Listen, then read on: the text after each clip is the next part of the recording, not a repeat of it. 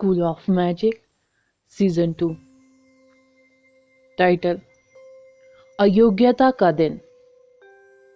भाड़ में जाओ, मैंने तुम्हें बहुत कुछ बताया है। अगर तुम मुझे प्राचीन राजधानी के बारे में कुछ बताओगे तो क्या तुम मर जाओगे? पूरी दुनिया इसके पीछे का सच जानने की कोशिश कर रही है। वास्तव में मरे हुओं की सेना को किसने खदेड़ा? क्या सालन वास्तव में उन अधिकारियों में से है जिन्हें बंदी बना लिया गया था? सालन कैसे भाग गया? शैतान नगरी ने दिन में मरे हुए को कैसे प्रकट किया? क्या अग्नि डीमन को एक बुलाया हुआ जानवर था या एक इंसान? मैंने सुना है कि कोई व्यक्ति डार्क एबिस में कूद गया। क्या वे जीवित बाहर निकलने में कामयाब रहे? मैंने एक बार समीर को राज खोलते हुए सुना। उसने मुझसे कहा कि प्राचीन राजधानी में आपदा के दौरान आपने बहुत बड़ा योगदान दिया था, इसलिए आपका समर्थन करने वाले लोगों ने अवश्य ही ऐसा किया होगा। आपने जो किया है उसके लिए आप राष्ट्रीय टीम में हैं। अरे अभी मत जाओ। क्या आप में अपने भाई के साथ इसी तरह व्यवहार करते हैं? मैंने तुम्हारे सभी प्रश्नों का उत्तर दे दिया है, लेकिन मेरे पूछने पर आपने एक शब्द भी नहीं कहा। आहन ने कहा। ऐसा नहीं था कि आदर्श ने आहन पर विश्वास नहीं किया था, लेकिन उसने कभी भी आहन के साथ ऐसा व्यवहार नहीं किया था कि जिस पर वह भरोसा कर सके। अगर उसने आहन को प्राचीन राजधानी के बारे में सब कुछ बता दिया तो अगले दिन पूरी दुनिया को सच्चाई पता चल जाएगी। आदर्श के कमरे से चले जाने के बाद आहन बड़बड़ाने लगा। उसने दरवाजे को जोर से पटक दिया और खिड़की से बाहर देखते हुए कुर्सी पर बैठ गया। वो अपने कोण से इमारतों के बीच के अंतराल के माध्यम से समुद्र को देख सकता था। रेणु की पहचान अभी भी गुप्त है। मेघना सेना से है, इसलिए उसे उठाना काफी कठिन है। शिवांगी के बारे में भूल जाओ। वह लड़की बहुत साधारण है जो केवल रुद्री को छोड़ती है, लेकिन क्या उसके पास पहले से ही कोई आदमी नहीं है? रुद्री का परिवार। आहन खुद से बुदबुदाया, फिर भी वह अचानक चौंक कर रुक गया। रुद्री का परिवार? क्या उन्हें समुद्री राक्षसों से बेहद परिचित नहीं होना चाहिए? फिर भी रुद्री यह क्यों नहीं बता सकी कि सफेद सिसकता दानव का जहर इतना भयानक था? आहन ने अपना सिर हिलाया, यह मानते हुए कि वह इसके बारे में बहुत अधिक सोच रहा था।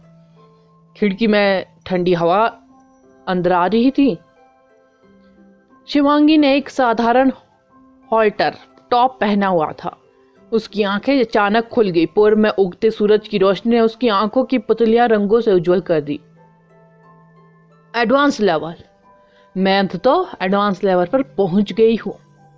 वो जोर से हंसने लगी, मानो उसे अब उस कष्टप्रद विशिष्टाचार की कोई परवाह नहीं है जो उसके परिवार ने उसे जीवन भर सिखाया था। वह चाहती थी कि हर कोई उसकी हंसी सुने। उसने केवल एक गैलेक्सी वैन के साथ अपने आइस एलिमेंट को एडवांस लेवल तक सुधार लिया था। प्रतीक भाव के बीच अंतर की तुलना में कल्टीवेशन के लेवल में अंतर बहुत बड़ा था। वह अंततः नंदिनी को कुचल सकती थी, और चूंकि नंदिनी के पास गैलेक्सी वैन नहीं था, इसलिए वह लंबे समय तक इंटरमीडिएट लेवल में फंसी रहेंगी। उनके बीच की दूरी को और बढ़ाने के लिए उसके पास पर्याप्त समय होगा। यह पता चला कि भगवान ने उसे फिर से आशीर्वाद देने का फैसला किया था। आज से वह पूरे कबीले की पसंदीदा के रूप में अपना स्थान पुनः प्राप्त कर लेंगी। उसके चचेरे भाई और रिश्तेदार जो उससे बात करते थे, उनके चेहरे पर एक जोरदार तमाचा पड़ेगा। बुजुर्ग और सीनियर जो कभी नंदिनी के आसपास भीड़ लगाते थे, अब अपना सारा ध्यान उस पर केंद्रित करते होंगे, क्योंकि वह सिंह कबीले की सच्ची प्रतिनिधि थी। वह विश्व कॉलेज टूर्नामेंट में सुर्खियों में आएगी और अपने लिए प्रतिष्ठा बनाएगी। अपने कबीले के लिए प्रसिद्धि और गौरव अर्जित करेगी। यह पता चला कि अंत में मैं जीत गई। शिवांगी ने अपनी हथेली खोली। बर्फ के छोटे छोटे कण उसकी हथेली के नीचे फिसल गए। एडवांस लेवल पर पहुंचने के बाद मैजिक का स्वरूप अब स्टार पैटर्न या स्टार ऑर्बिट्स द्वारा प्रतिबंधित नहीं रहा। एक जादूगर अपनी इच्छा अनुसार जादू के आकार और रूप को संशोधित कर सकता है। ऐसा कहा जा रहा है कि उसे अभी भी बहुत अभ्यास के साथ इसमें महारत हासिल करने की जरूरत है। नंदिनी के पास पहले से ही ऐसा करने की क्षमता थी, भले ही वह एक एडवांस मैजिशियन नहीं थी। इससे उसे दूसरों पर पूर्ण लाभ मिला, लेकिन यह अब उतना महत्वपूर्ण नहीं रहा जितना पहले हुआ करता था। मैं यह देखने के लिए इंतजार नहीं कर सकती थी कि दूसरे लोग उसके साथ कितना अलग व्यवहार करेंगे।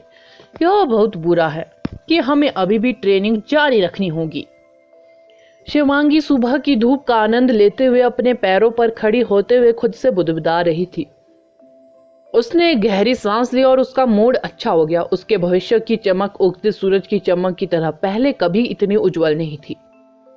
पूर्वी समुद्री किले में पहले ज्वार के बाद कुछ ज्वार उठे, फिर उनमें से कोई भी पैमाने के मामले में पहले ज्वार के करीब नहीं था।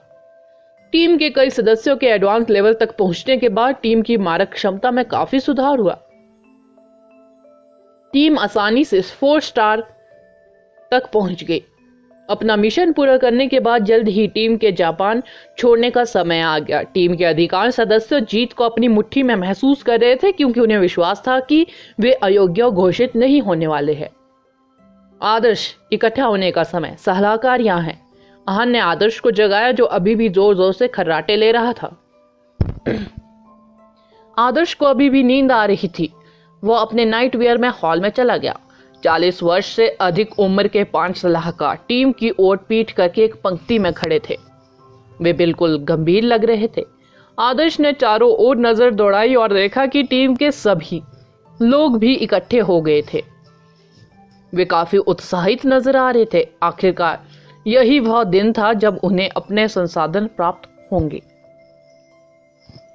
हालांकि इसका आदर्श से कोई लेना देना नहीं था। क्योंकि वह केवल एक सब्स्टिट्यूट व्यक्ति था, इसलिए उसकी इसमें कोई रुचि नहीं थी। आपका प्रदर्शन संतोषजनक है, कुछ भी अप्रत्याशित नहीं है। जितेश, जिसका चेहरा झुर्रियों से भरा हुआ था, ऐसा नहीं लग रहा था कि वह टीम से बहुत प्रभावित है। उन्होंने ठीक किया, आखिरकार वे भारी ज्वार से बच गए। वेद की रिपोर्ट के अनुसार नंदिनी का प्रदर्शन उत्कृष्ट था। वह मुस्कुराया। वह इंपीरियल कॉलेज के डीन थे। नंदिनी की स्थिति को देखते हुए उसे उसके लिए खेद महसूस हो रहा था, इसलिए उसने केवल यह उम्मीद करते हुए इसका उल्लेख किया कि जितेश उसके साथ नरमी बरतेंगे। हालांकि जितेश एक उदासीन व्यक्ति था। उनकी आंखों ने टीम को स्कैन किया और शांति से कहा, ऐसा लगता है कि नंदिनी एकमात्र व्यक्ति है जो एडवांस लेवल तक नहीं पहुंच पाई है। नंदिनी चुप रही। सलाहकार, मेरा मानना है कि नंदिनी ने टीम में एक महत्वपूर्ण भूमिका निभाई है। भले ही वो एडवांस लेवल तक नहीं पहुंच पाई, लेकिन मेरा मानना है कि अगर हम उसके साथ संसाधन साझा करें तो वह एक एडवांस मैजिशियन भी बन सकती है। आखिरकार उसका टीम में सर्वश्रेष्ठ प्रदर्शन था। रेणु ने स्वीकार किया। यह सुनकर शिवांगी की आंखें तड़ गई। क्या यह रेणु उसके दिमाग से बाहर थी? प्रत्येक गैलेक्सी वेयर उनके लिए अविश्वसनीय रूप से महत्वपूर्ण था क्योंकि उन सभी में एडवांस लेवल पर सुधार करने के लिए 3 एलिमेंट थे। उनके पास पहले से ही संसाधनों की कमी थी। वो नंदिनी के लिए क्यों बोल रही है? वो आमतौर पर टीम पर सबसे तीखी जुबान रखती थी। ऐसे समय में वो एक अच्छी इंसान बनने की कोशिश क्यों करेगी? मुझे पता है, लेकिन नियम तो नियम है। आपका नया साथी पहले से ही यहाँ विमान में है और कल पहुंचेगा। नंदिनी, अपना सामान पैक करो, तुम हमारे साथ वापस चल रही हो, जितेश ने कहा।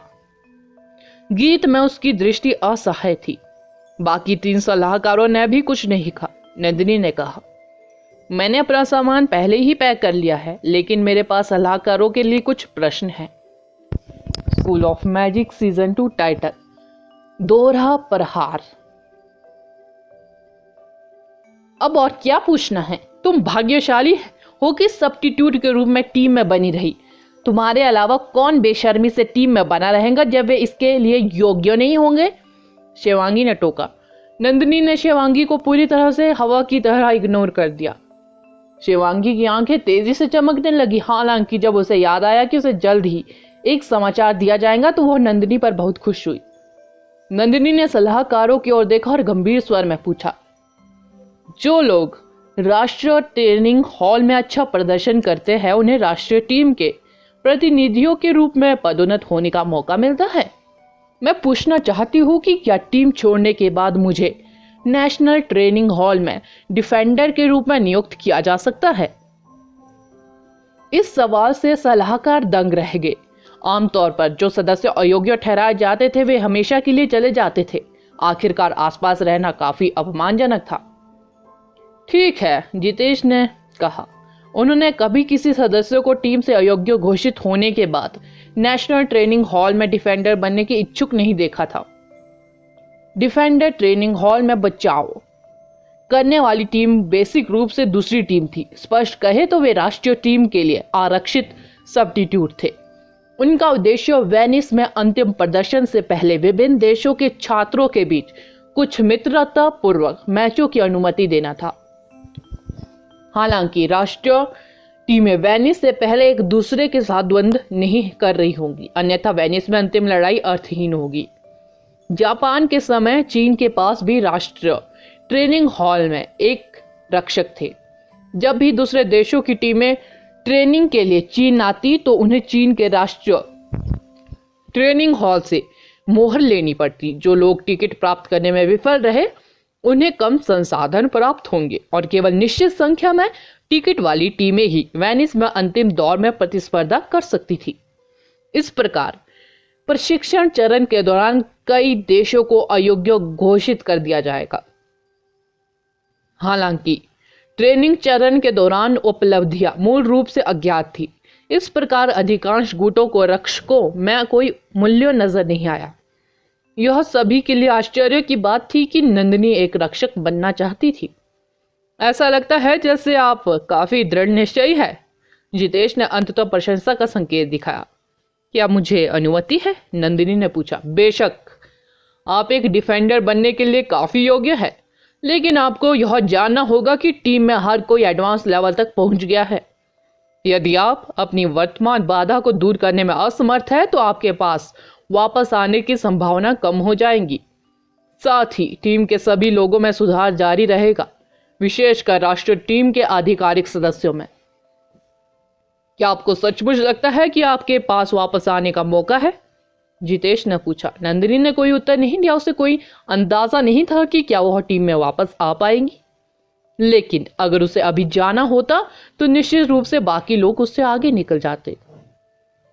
वास्तव में वह टीम को गर्व के साथ छोड़ सकती थी। वह आसानी से समाज में एक प्रतिष्ठित जादूगर बन सकती है। वह निश्चित रूप से अपनी इच्छा अनुसार अधिक स्वतंत्र, अधिक आरामदायक जीवन जीने में सक्षम होगी। हालांकि वह जानती थी कि उसे कुछ वर्षों में इसका पछतावा होगा और वह हमेशा पश्चाताप में जीती रहेगी। उसके लक्ष्य अब पहले जैसे नहीं रहे। वह वास्तव में जो चाहती थी वह अपनी सीमाओं को पार करना जारी रखना और मैजिक सोसाइटी के टॉप पर खड़ा होना था। अपने लिए नहीं, बल्कि अपने अस्वीकृत और टूटे परिवार के लिए। ठीक है, मैं नेशनल ट्रेनिंग हॉल में आपका प्रभावशाली प्रदर्शन देखने के लिए उत्सुक हूँ। जितेश ने सिर हिलाया। सभी ने नंदिनी की ओर देखा। अधिकांश लोगों को उसके लिए खेद महसूस हुआ। वे टीम में नंदिनी के योगदान के बारे में स्पष्ट रूप से जानते थे, चाहे वह स्कारलेट रेडिंग डीमन के खिलाफ लड़ाई हो या रेणु और रुद्री को बचाने के लिए अपनी जान जोखिम में डालना हो। उन सभी ने उसकी ईमानदारी देखी थी और यदि वह सब्स्टिट्यूट नहीं होती तो सलाहकारों के संसाधन भी उसके होते। दुर्भाग्य से भाग्य उसके साथ नहीं था। नंदिनी ने पहले ही अपना सामान पैक कर लिया था। बाकी बैठक अब उसकी चिंता का विषय नहीं थी। वह अपने कमरे में लौट आई और सलाहकारों के साथ अपने देश लौटने का इंतजार करने लगी। बिस्तर के किनारे बैठी नंदिनी ने अवचेतन रूप से अपनी नजरें नीचे कर ली। वह तब तो शांत रह पाई, लेकिन जब वह अपने कमरे में अकेली थी तो उसे दुख महसूस हुआ। 10 साल हो गए थे। उसने अपनी कड़ी मेहनत के माध्यम से सिंह कबीले के लोगों को स्वीकृति अर्जित की थी और राष्ट्रीय टीम में जगह बनाने की सबसे अधिक संभावना वाली व्यक्ति बन गई थी। लेकिन उसने कभी नहीं सोचा था कि वो इस तरह टीम छोड़ देंगी। जब उसे याद आया कि कैसे उसके परिवार के सदस्य अलग अलग जगहों पर चले गए थे या बिखर गए थे, तो उसे उस छोटे से विला की याद आती थी जो अब अमृत शहर में नष्ट हो गया था। वह स्थान जहां वह पैदा हुई थी और कैसे वह बिना किसी चिंता के अपने कमरे के अंदर छिप सकती थी। बाहर भयानक तूफान और गड़गड़ाहट होती थी। जब पिछले कुछ वर्षों में कई चीजें बदल गई थी और वे बहुत तेजी से आई। उसकी चचेरी बहन की अमृत शहर की आपदा में मृत्यु हो गई थी। वीर शैतान नगरी के सदस्य था और यहां तक कि उसके चाचा रजावत भी शैतान नगरी में एक नेता था। एक ही रात में उसके पूरे परिवार को हिरासत में ले लिया गया और पूछताछ की गई। निर्दोष साबित होने के बाद भी उन्हें लोगों और समाज द्वारा अपमानित किया गया। हेलो नंदिनी, मैं तुम्हें फोन कर रहा हूं क्योंकि मैंने सुना है।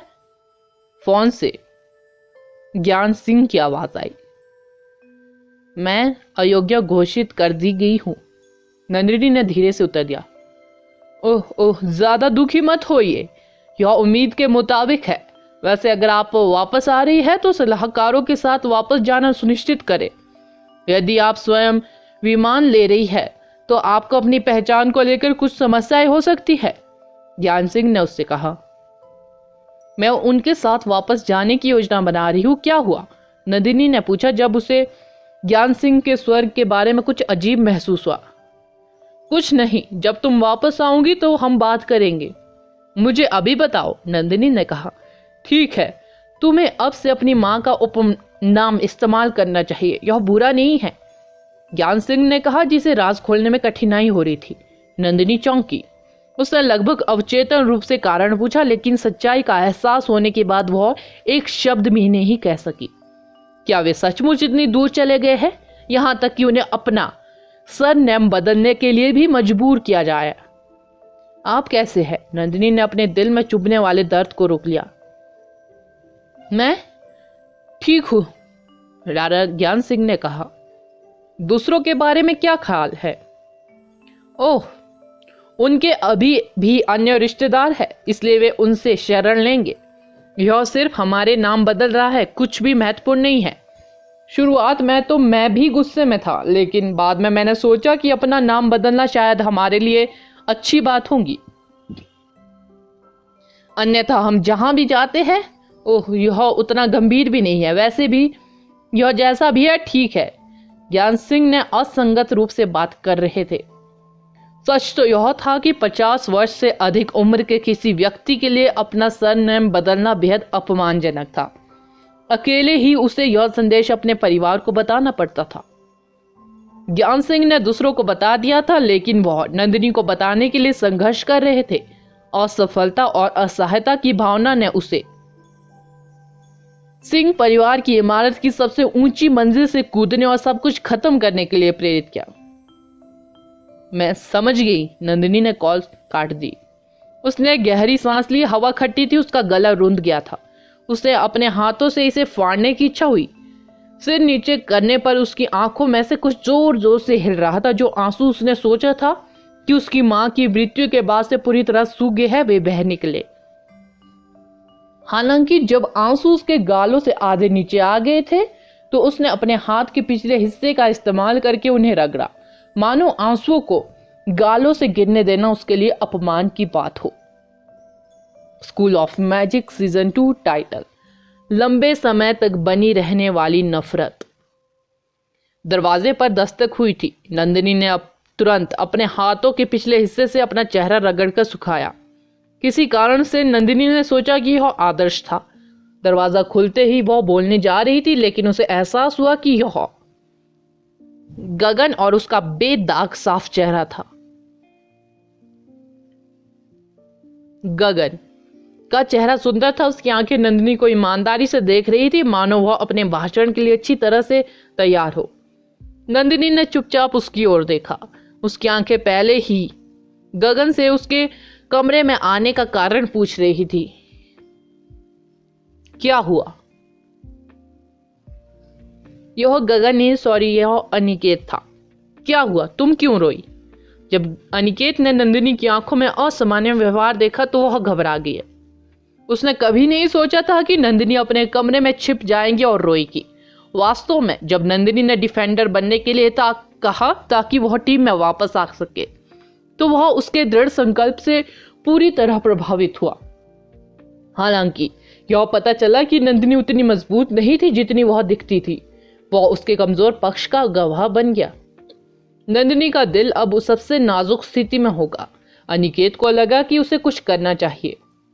हम कुछ दिनों में अगले गंतव्यों के लिए निकलेंगे। मैं उससे पहले अपने ग्रैम को समझाने की पूरी कोशिश करूंगा। मेरा मानना है कि वे आप जैसे प्रतिभाशाली आइस मैजिशियन का समर्थन करने के लिए बेहद उत्सुक है, लेकिन मेरे ग्रैम को यह बताने के लिए कि आप वास्तव में एक है, आपको पहले हमारे परिवार में शामिल होना होगा। हम में से इस तरह से वे आपका समर्थन करने को तैयार होंगे। यह सिर्फ एक औपचारिकता है। आपके पिताजी को मेरे परिवार के बुजुर्गों से मिलने दे और समझौते पर पहुंचने दे, लेकिन समारोह में इंतजार किया जा सकता है। आखिरकार हमें फिलहाल वर्ल्ड कॉलेज टूर्नामेंट पर ध्यान केंद्रित करना चाहिए।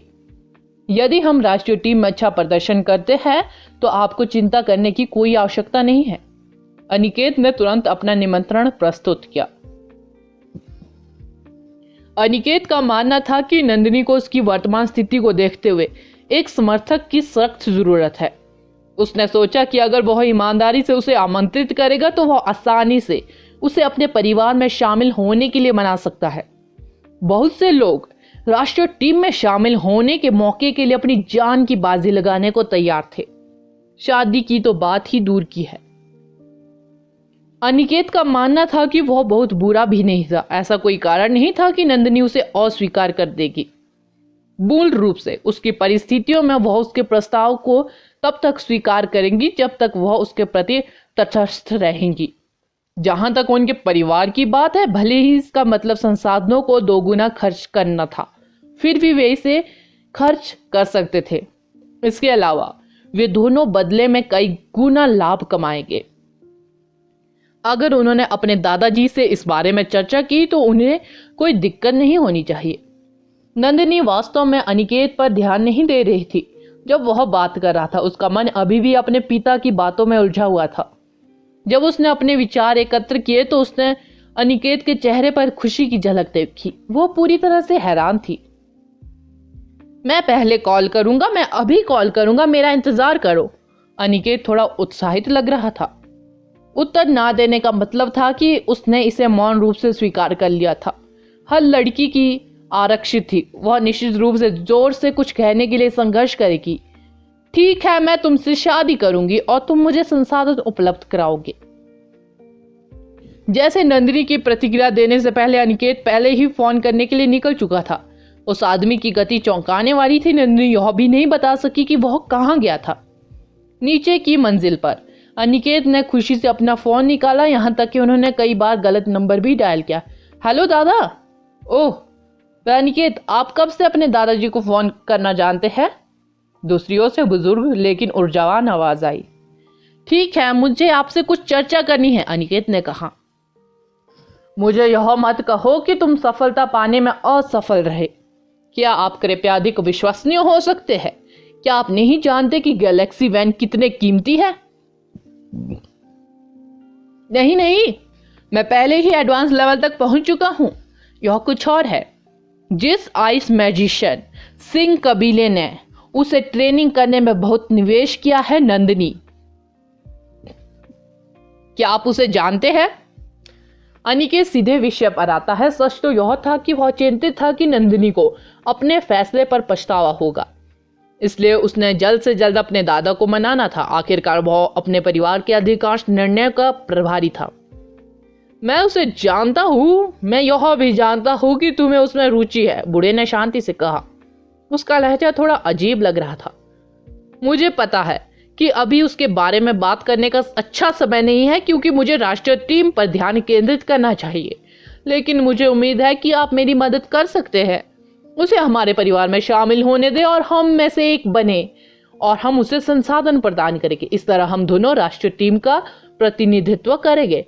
क्या यह बढ़िया नहीं है? अनिकेत ने कहा। ओह, और उसे अपने साथ बांधने के लिए आप दोनों के लिए एक शादी की भी योजना बनाएं, ताकि आप विश्व कॉलेज टूर्नामेंट पर ध्यान केंद्रित कर सके। क्या यह सही है? अनिकेत के दादा ने कहा। हाँ हाँ दादाजी, आप मुझे अच्छी तरह से जानते हैं, अनिकेत ने खुश होते हुए कहा। क्या तुम अपने दिमाग से बाहर हो या आपकी आंखों की पुतली महिला की नाभि में चली गई है? क्या तुम सचमुच इतने मूर्ख हो कि ऐसा मुझे सुझाव दे रहे हो? मैं कसम खाता हूं कि अगर तुम ठीक मेरे सामने खड़े होते तो मैं तुम्हारे चेहरे पर 2 जोरदार थप्पड़ मारता, बूढ़े आदमी ने गुस्से से डांटा। अनिकेत अवाक रह गया, उसे पता नहीं था कि उसके दादाजी इतने क्रोधित क्यों थे।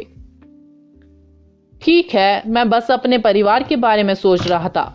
अनिकेत एक चपटे गुब्बारे की तरह हतोत्साहित था। सोचो मेरे गधे, मेरे पास तुम्हारे जैसा मूर्ख पोता क्यों है, बूढ़े आदमी ने जोड़ा। दादा, मुझे पता है कि परिवार के पास खर्च करने के लिए सीमित संसाधन है, लेकिन आपको इसकी जरूरत नहीं है, अनिकेत ने कहा। वह राष्ट्रीय टीम के एक प्रतिनिधि के लिए आवश्यक संसाधनों की मात्रा के बारे में जानता था, लेकिन नंदिनी की प्रतिभा के साथ जब तक वह एडवांस लेवल तक पहुंच सकती है, यह उसे दूसरों से बहुत पीछे रहने से रोक देगा। मेरे द्वारा तुम्हें मूर्ख कहे जाने के बाद भी तुम वापस वही बात करने का साहस करते हो। सबसे पहले, क्या तुमको लगता है कि आपकी टीम के साथी गरीब किसान है? अगर हम आपको राष्ट्रीय टीम में जगह दिलाने में कामयाब रहे तो हमारे परिवार को धूप जलाना चाहिए और भगवान का शुक्रिया अदा करना चाहिए, और आप अभी भी एक महिला को इस गंदगी में ला रहे हैं। ठीक है, भले ही जैसा आपने कहा था, अगर राष्ट्रीय टीम में हमारे 2 प्रतिनिधि होंगे तो लाभ कई गुना बढ़ जाएगा, लेकिन क्या आप नहीं जानते कि वह महिला किस तरह की गड़बड़ी में है? क्या आप सचमुच सोचते हैं कि सिंह कबीले जैसा एक प्रसिद्ध कबीला उसे बिना किसी कारण के बाहर निकाल देगा? सिंह कबीला कई वर्षों से अनियंत्रित चल रहा है। ऐसा कुछ भी नहीं है जिसे वे संभाल नहीं सकते। उन्हें हमेशा वही मिलता है जो वे चाहते हैं, लेकिन फिर भी उनके पास महिला को बाहर निकालने के अलावा कोई विकल्प नहीं होता है, क्योंकि वे अपनी उंगली जलने से डरते हैं। और आप उसे हमारे परिवार में भर्ती करने की सोच रहे हैं। क्या तुम्हारे को लगता है हमारा परिवार हाल ही में बहुत अच्छा काम कर रहा है? आज से तुम उससे जितना हो सके उतने दूर रहोगे, और अगर तुम्हारे और उसके बीच कुछ भी कहा सुनी हुई तो ना केवल तुम्हें पीट पीट कर अपाहिज बना दूंगा, बल्कि तुम्हारे पिता को भी पीट पीट कर मार डालूंगा। बस मुझे आराम दे। प्राचीन राजधानी की आपदा से भारी नफरत अभी तक शांत नहीं हुई है, लेकिन तुम वास्तव में कुछ हो। क्या तुम मुझे पागल बनाने की कोशिश कर रहे हो ताकि मैं गुस्से से मर जाऊं? बूढ़े ने गुस्से से अनिकेत को डांटा। अनिकेत उसी स्थान पर स्थिर खड़ा रहा, मानो वह बर्फ में बदल गया हो। वह जानता था कि नंदिनी अब सिंह कबीले की प्रतिभा नहीं रही, फिर भी उसने कभी नहीं सोचा था कि उसके खिलाफ प्रभाव इतना विचित्र होगा। अगला एपिसोड जानने के लिए बने रहे मेरे इस चैनल के साथ। Thank you.